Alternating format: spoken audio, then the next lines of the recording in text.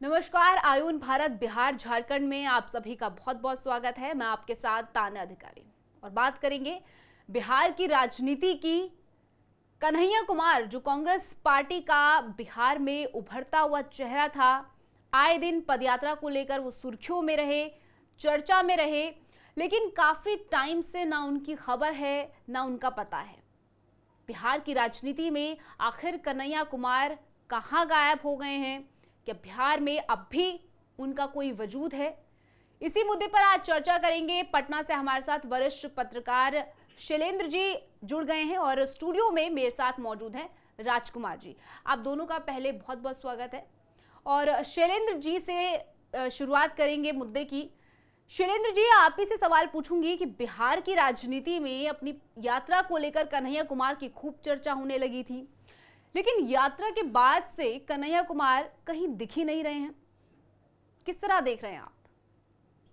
कुमार की चर्चा बिहार में इसलिए हो रही है क्योंकि वो आए थे तो ये माना जा रहा था कि 2024 नहीं 2025 में कन्हैया कुमार को एक तरह से बिहार में, चूँकि बिहार के वो रहने वाले हैं, इसलिए स्थापित किया जाएगा। कांग्रेस भी बहुत तेज़ी से उनको लेके आई थी।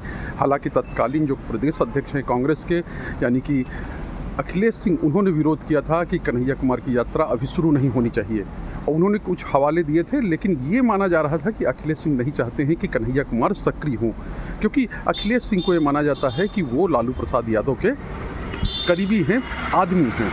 तो ऐसे में आप समझ सकते हैं कि अखिलेश सिंह के विरोध के बाद भी कन्हैया कुमार को बिहार लाया गया और यात्रा करवाई गई और पलायन रोकने और रोजगार देने की।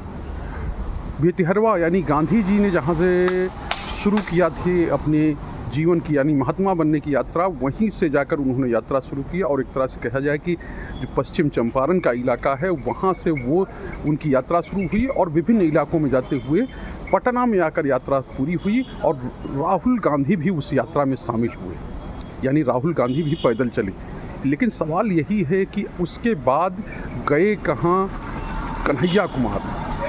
जेएनयू फ्रेम कन्हैया कुमार हैं और अब ये कहा जा रहा है कि लगता है कि कन्हैया कुमार का ही रोजगार जो है कांग्रेस ने बिहार से छीन लिया है, कन्हैया कुमार को ही पलायन के लिए मजबूर कर दिया गया है। अब ये जुमला कहा जा रहा है क्योंकि ये माना जा रहा, ये बातें होती रही हैं पहले से भी कि कन्हैया कुमार को आरजेडी बिहार में नहीं देखना चाहती है और इसी वजह से जो लोकसभा चुनाव हुए उसमें उनको सक्रिय नहीं किया गया। वो चाहते थे कि उनका जो गृह क्षेत्र है यानी बेगूसराय है, जिससे वाम दलों से वो चुनाव लड़े थे और वहाँ से उनको टिकट मिले, यानी वहाँ से उनको अपने जन्मभूमि से लड़ने का मौका मिले।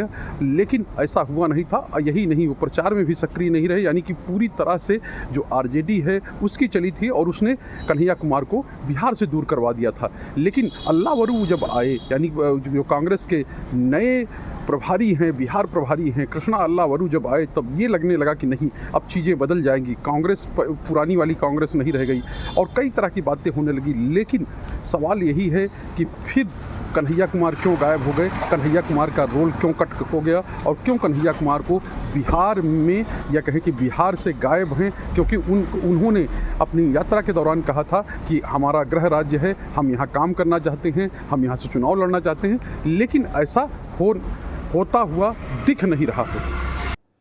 कन्हैया कुमार को जिस तेजी से कांग्रेस पार्टी बिहार की राजनीति में लेकर आई थी, उसी तेजी से कहीं ना कहीं कन्हैया कुमार दोबारा से गायब हो गए हैं।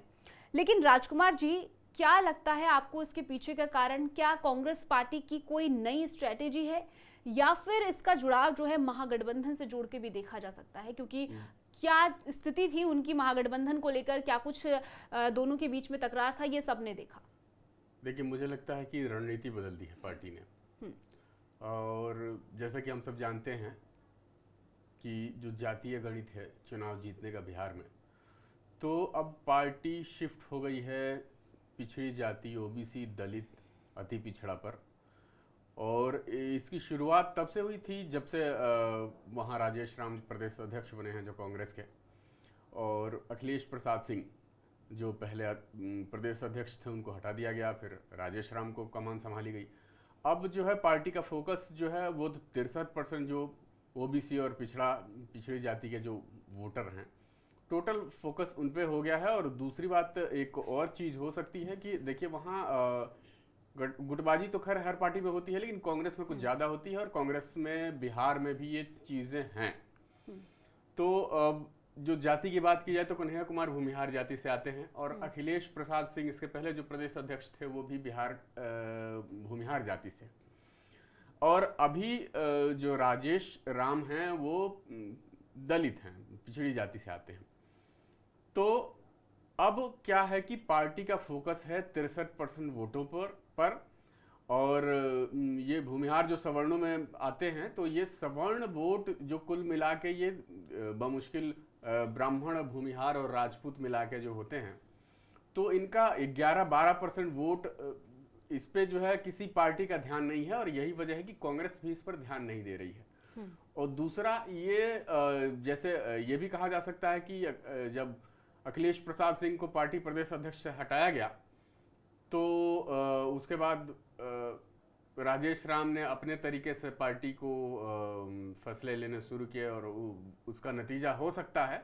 और एक एंगल ये भी हो सकता है कि लालू यादव के दबाव में, चूँकि जैसा कि पहले भी हम लोग चर्चा कर चुके हैं कि लालू यादव या आरजेडी नहीं चाहेगी कि उन तेजस्वी के सामने कोई पार्टी में दूसरा ऐसा उनका प्रतिद्वंदी खड़ा हो, या गठबंधन में कोई ऐसा हो। तो कन्हैया कुमार ऐसा लग रहे थे, कन्हैया कुमार अगर तुलना की जाए तेजस्वी के मुकाबले में, तो बोलने में, समझने में, बातचीत में काफ़ी तेज, हर चीज़ में काफ़ी तेज हैं, और चीज़ों को बहुत जल्दी समझते हैं। तो ये वजह हो सकती है कि आरजेडी का दबाव हो, और जिसकी वजह से कन्हैया कुमार को साइडलाइन किया गया हो पार्टी में। बिल्कुल। राजकुमार जी की ही बातों से शैलेंद्र जी आपसे सवाल पूछूंगी कि क्या लगता है आपको, कांग्रेस राजद की वजह से ही कन्हैया कुमार को बिहार से दूर कर सकती है? हालांकि अभी कांग्रेस हर मुद्दे पर राजद से एक अलग स्टैंड लेती हुई दिख रही है, ऐसे में क्या ये संभव है? तो वही है कि जो रोजगार दिलाने आए थे, जो पलायन रोकने आए थे, उनका ही रोजगार छिन गया, उनका ही पलायन हो गया। यानी कन्हैया कुमार अब बिहार में सक्रिय नहीं है, और इसके पीछे सबसे बड़ी वजह यही वजह मानी जाती है कि जो गठबंधन के सहयोगी है, गठबंधन का जो प्रमुख सहयोगी, जिसके पिछलग्गू कांग्रेस है, या कहें कि जिसके पीछे पीछे कांग्रेस चलती है, और जो चाहती है आरजेडी वो कांग्रेस से करवाती है, तो ऐसे में उसी का इफेक्ट ये माना जा रहा है। और साफ तौर पे है कि आने वाले दिनों में सक्रिय होते नहीं, क्योंकि अभी ये इस बात को कहना थोड़ा जल्दबाजी होगी कि कन्हैया कुमार पूरी तरह से बिहार से आउट हो चुके हैं। लेकिन सवाल यही है कि अब जब चीज़ें चल रही हैं, यानी कार्यक्रम चल रहे हैं, तमाम कार्यक्रम चल रहे हैं, तमाम नेता दौरा कर रहे हैं, वैसे में कन्हैया कुमार का दौरा नहीं हो रहा है, राहुल गांधी आ रहे हैं, तब भी वो सक्रिय नहीं है। तो इसका मतलब क्या निकाला जाए? कांग्रेस क्योंकि अपने वजूद की लड़ाई लड़ रही है बिहार जैसे राज्यों में, यानी हिंदी भाषी जो राज्य हैं, चाहे उत्तर प्रदेश हो, चाहे कांग्रेस हो, कांग्रेस के लिए उत्तर प्रदेश हो, बिहार हो, दिल्ली हो, इन सब राज्यों में वजूद की लड़ाई कांग्रेस लड़ रही है। और कांग्रेस के जो सबसे बड़े नेता हैं राहुल गांधी, चाह कर भी एक तरह से रिवाइव नहीं कर पा रहे हैं। और कांग्रेस में जितने नेता हैं उतनी बातें हैं, जितने नेता हैं उतने गुट हैं। यानी कि आप एक नेता से बात करिए, कुछ और बात होगी, दूसरा नेता कुछ और बात करेगा। तो ऐसे में आप समझ सकते हैं कि स्थितियां क्या हैं, कांग्रेस जाने वाली कहाँ है। जब तक इन्हें नेताओं से, यानी पुराने मठाधीशों से कांग्रेस को मुक्ति नहीं मिलेगी, तब तक कुछ होने वाला नहीं है। और आप ये जान लीजिए, कांग्रेस की स्थिति वही है जो कि कहें कि घर का न घाट का।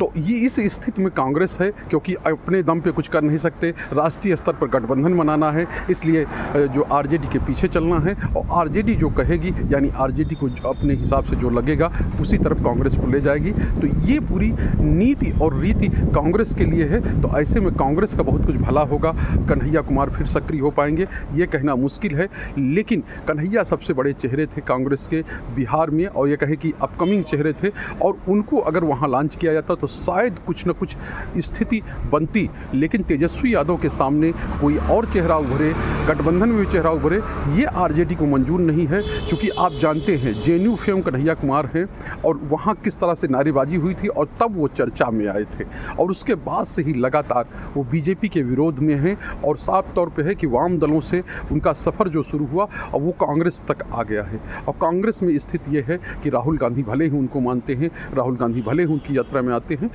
लेकिन उनको जो है बिहार में स्थान नहीं दिलवा पा रहे हैं। बिहार में उनकी स्थिति पतली है। बिहार में उनको एक तरह से कहा जाए, कहें कि अपने ही घर से निकाला, या कहें कि जो यात्रा वो कर रहे थे, यानी पलायन यात्रा, पलायन रोकने की यात्रा, उनका ही पलायन हो रहा है। तो ये सब चीज़ें सही हैं। उनको ही यहाँ रोज़गार नहीं मिल रहा है, यानी कि कोई सेफ सीट मिल जाए जहाँ से वो लड़ें, ऐसा भी नहीं हो पा रहा है। तो यही स्थिति है कन्हैया कुमार और कांग्रेस की।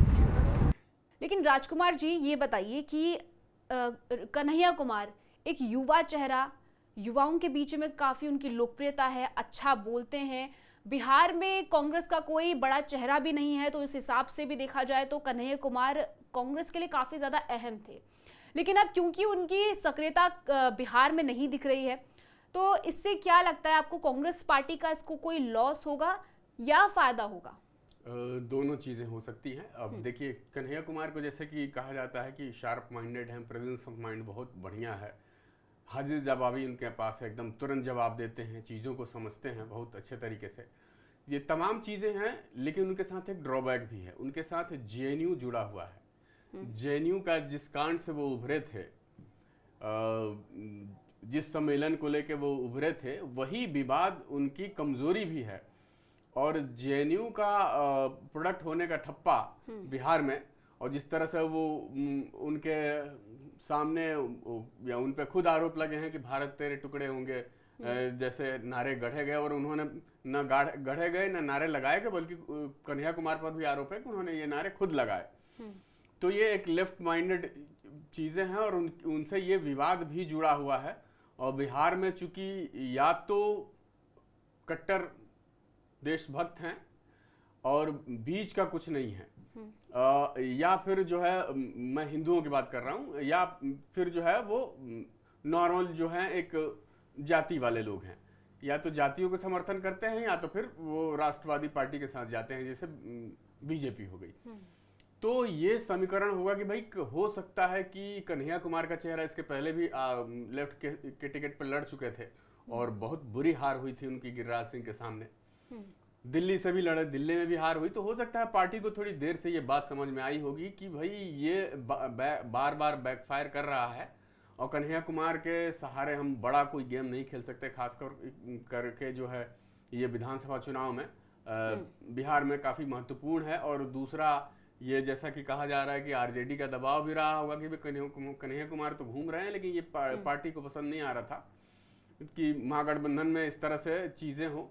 तो ये भी हो सकता है कि दबाव हो आरजेडी का, और ये भी हो सकता है कि कांग्रेस को लगा हो कि भाई इस कहीं ये बैकफायर न कर जाए, ये कन्हैया कुमार को आगे बढ़ाना कहीं पार्टी के लिए नुकसानदेह ना हो जाए। तो यही वजह है कि चुपके से उनको किनारे कर दिया गया है। ये भी हो सकता है, किनारे कर दिया गया है, लेकिन इसकी वजह क्या है ये अभी साफ नहीं हुआ है। क्या इसकी वजह महागठबंधन है? क्या इसकी वजह खुद कांग्रेस पार्टी की कोई स्ट्रेटेजी है? क्या कोई नई रणनीति कांग्रेस पार्टी बना रही है?